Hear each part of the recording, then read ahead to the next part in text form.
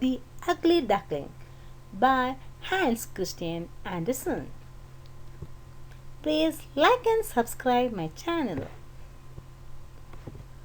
It was lovely summer weather in the country, and the golden corn, the green oats, and the haystacks piled up in the meadows looked beautiful. The stork walking about on his long red legs chattered in the Egyptian language, which he had learned from his mother. The cornfields and meadows were surrounded by a large forest, in the midst of which were deep pools. It was indeed delightful to walk about in the country. In a sunny spot stood a pleasant old farmhouse close by a deep river, and from the house down to the water side grew great wooded leaves, so high that under the tallest of them a little child could stand upright. The spot was as wild as the center of a thick wood. In the snug retreat sat a duck on her nest, watching for her young brood to hatch. She was beginning to get tired of her task, for little ones were a long time coming out of their shells, and she seldom had any visitors. The other ducks liked much better to swim about in the river than to climb the slippery banks and sit under a buttock leaf to have a gossip with her. At length one shell cracked and then another, and from each egg came a living creature that lifted its head and cried, "Peep, peep, quack, quack," said the mother, and then they all quacked as well as they could, and looked about them on every side at the large green leaves. Their mother allowed them to look as much as they liked, because green is good for the eyes. "How large the world is," said the young ducks, when they found how much more room they now had than while they were inside the eggshell. "Do you imagine this is the whole world?" asked the mother. "Wait till you have seen the garden. It stretches far beyond that to the parson's field, but I have never ventured to such a distance. Are you all out?" she continued, rising. "No, I declare, the largest egg lies there still. I wonder how long this is to last. I am quite tired of it." And she seated herself again on the nest. "Well, how are you getting on?" asked an old duck who paid her a visit.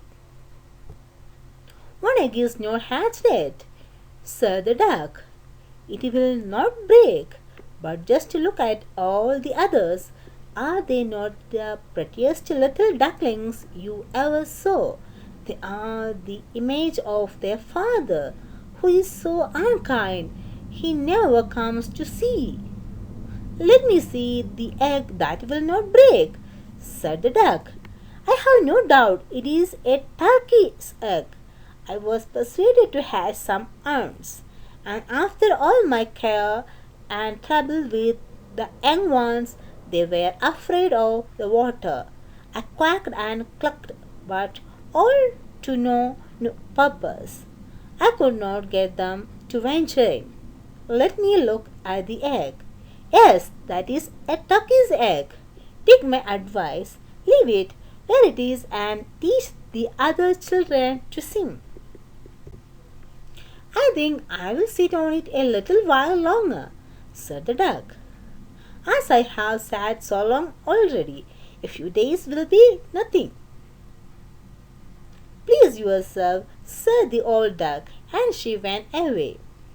At last the large egg broke, and a young one crept forth crying, "Peep, peep." It was very large and ugly. The duck stared at it and exclaimed, "It is very large and not at all like the others. I wonder if it really is a turkey? We shall soon find it out. However, when we go to the water, it must go in, if I have to push it myself. On the next day, the weather was delightful, and the sun shone brightly on the green burdock leaves. So the mother duck took her young brood down to the water and jumped in with a splash. Quack, quack, cried she, and one after another the little ducklings jumped in. The water closed over their heads, but they came up again in an instant and swam about quite prettily with their legs paddling under them as easily as possible. And the ugly duckling was also in the water swimming with them. "Whoa!" said the mother. "That is not a ducky. How well he uses his legs, and how upright he holds himself. He is my own child, and he is not so very ugly after all if you look at him properly. Quack, quack! Come with me now. I will take you into grand society and introduce you to the farmyard, but you must keep close to me or you may be trodden upon, and above all beware of the cat." When they reached the farmyard, there was a great disturbance. Two families were fighting for an eel's head, which after all was carried off by the cat. "See, children, that is the way of the world," said the mother duck, waving her beak, for she would have liked the eel's head herself. "Come now, use your legs and let me see how well you can behave. You must bow your heads prettily to that old duck yonder. She is the highest born of them all, and has Spanish blood. Therefore she is well off. Don't you see she has a red flag tied to her leg, which is something very grand and a great honor for a duck. It shows that everyone is anxious not to lose her, as she can be recognized both by man and beast. Come now, don't turn your toes." A well-bred duckling spreads his feet wide apart, just like his father and mother. In this way, now bend your neck and say quack. The ducklings did as they were bid, but the other duck stared and said, "Look, here comes another brood, as if there were not enough of us already. And what a queer-looking object one of them is! We don't want him here." And then one flew out and bit him in the neck. "Let him alone," said the mother. "He is not doing any harm." "Yes, but he is so big and ugly," said the spiteful duck, "and therefore he must be turned out." "The others are very pretty children," said the old duck, with the rag of her leg. "All but that one. I wish his mother could improve him a little." "That is impossible, your grace," replied the mother. "He is not pretty, but he has a very good disposition and seems as well or even better than the others. I think he will grow up pretty and perhaps be smaller. He has remained too long in the egg, and therefore his figure is not properly formed." And then she stroked his neck and smoothed the feathers, saying, "It is a drake, and therefore not of so much consequence. I think he will grow up strong and able to take care of himself." "The other ducklings are graceful enough," said the old duck. "Now make yourself at home, and if you can find an eel's head, you can bring it to me."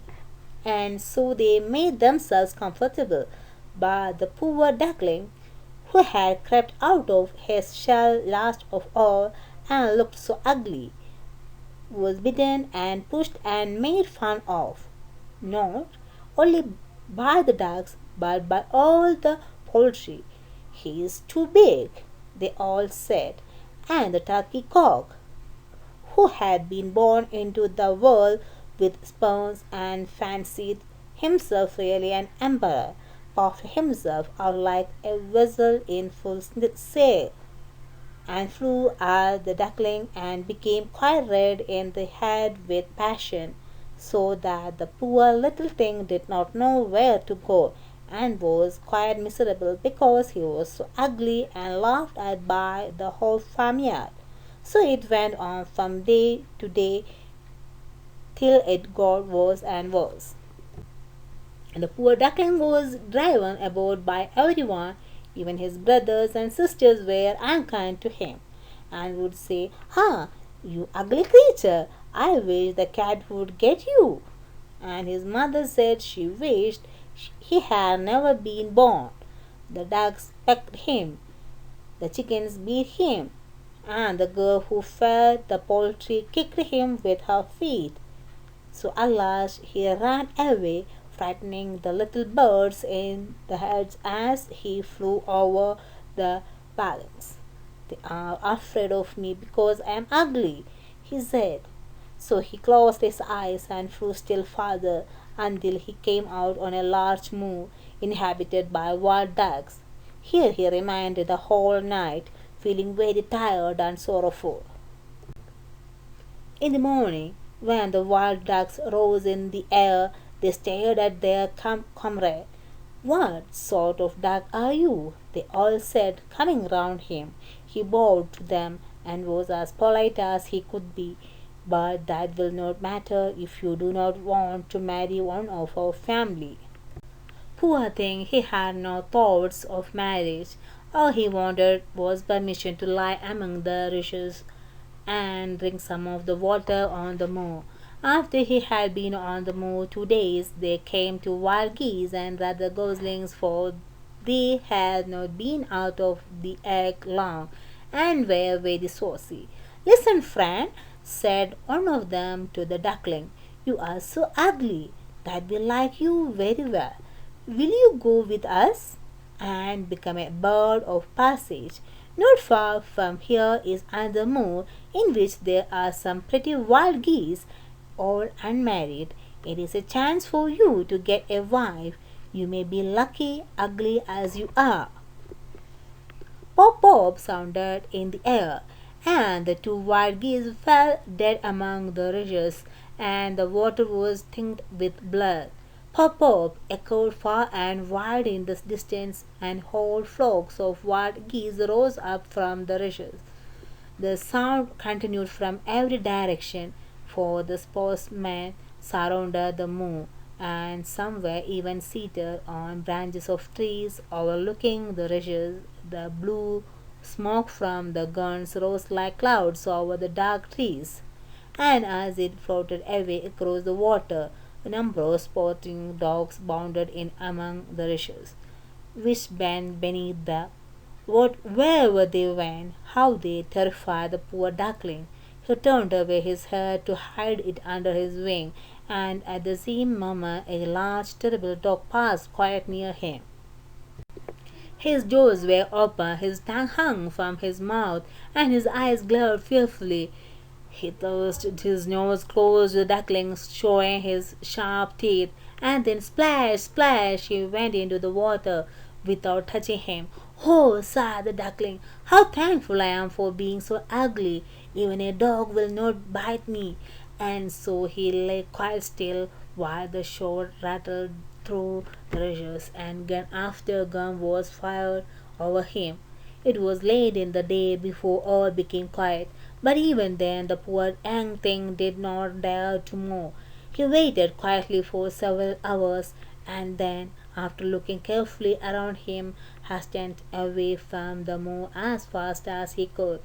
He ran over field and meadow till a storm arose, and he could hardly struggle against it. Towards evening he reached a poor little cottage that seemed ready to fall, and only remained standing because it could not decide on which side to fall first. The storm continued so violent that the duckling could go no farther. He sat down by the cottage, and then he noticed that the door was not quite closed in consequence of one of the hinges having given away. There was therefore a narrow opening near the bottom large enough for him to slip through, which he did very quietly and got a shelter for the night. A woman, the tomcat, and a hen lived in this cottage. The tomcat, whom the mistress called my little son, was a great favorite. He could raise his back and purr and could even throw out sparks from his foot if it were stroked the wrong way. The hen had very short legs, so she was called Chicky Short Legs. She laid good eggs, and her mistress loved her as if she had been her own child. In the morning, the strange visitor was discovered, and the tomcat began to purr, and the hen to cluck. "What is that noise about?" said the old woman, looking round the room, but her sight was not very good. Therefore, when she saw the duckling, she thought it must be a fat duck that had strayed from home. "Oh, what a prize!" she exclaimed. "I hope it is not a drake, for then I shall have some duck's eggs. I must wait and see." So the duckling was allowed to remain on trial for 3 weeks. But there were no eggs. Now the tomcat was the master of the house, and the hen was mistress, and they always said, "We and the world," for they believed themselves to be half the world, and the better half too. The duckling thought that others might have a different opinion on the subject, but the hen would not listen to such doubts. "Can you lay eggs?" she asked. "No." "Then have the goodness to hold your tongue.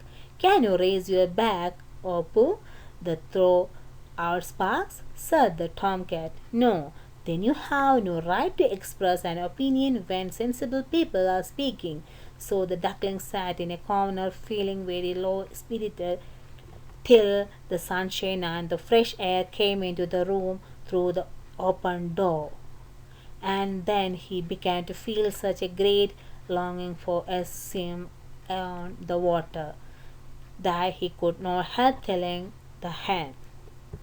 "What an absurd idea," said the hen. "You have nothing else to do, therefore you have foolish fancies. If you could purr or lay eggs, they could pass away.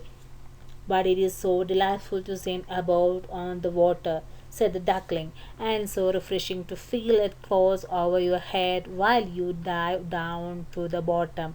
"Delightful indeed," said the hen. "Why, you must be crazy. Ask the cat. He is the cleverest animal I know. Ask him how he would like to swim about on the water or to dive under it, for I will not speak of my own opinion. Ask our mistress, the old woman. There is no one in the world more clever than she is. Do you think she would like to swim or to let the water close over her head?" "You don't understand me," said the duckling. "We don't understand you. Who can understand you, I wonder? Do you consider yourself more clever than the cat or the old woman?" "I will say nothing of myself." "Don't imagine such nonsense, child, and thank your good fortune that you have been received here. Are you not in a warm room and in society from which you may learn something? But you are a chatterer, and your company is not very agreeable. Believe me, I speak only for your own good. I may tell you unpleasant truths, but that is a proof of my friendship. I advise you, therefore, to lay eggs and learn to purr as quickly as possible." "I believe I must go out into the world again," said the duckling. "Yes, do," said the hen. So the duckling left the cottage and soon found water on which it could swim and dive, but was avoided by all other animals because of its ugly appearance. Autumn came, and the leaves in the forest turned to orange and gold. Then, as winter approached, the wind caught them as they fell and whirled them in the cold air. The clouds, heavy with hail and snow flakes, hung low in the sky, and the raven stood on the fence crying, "Croak, croak!" It made one shiver with cold to look at him. All this was very sad for the poor little duckling.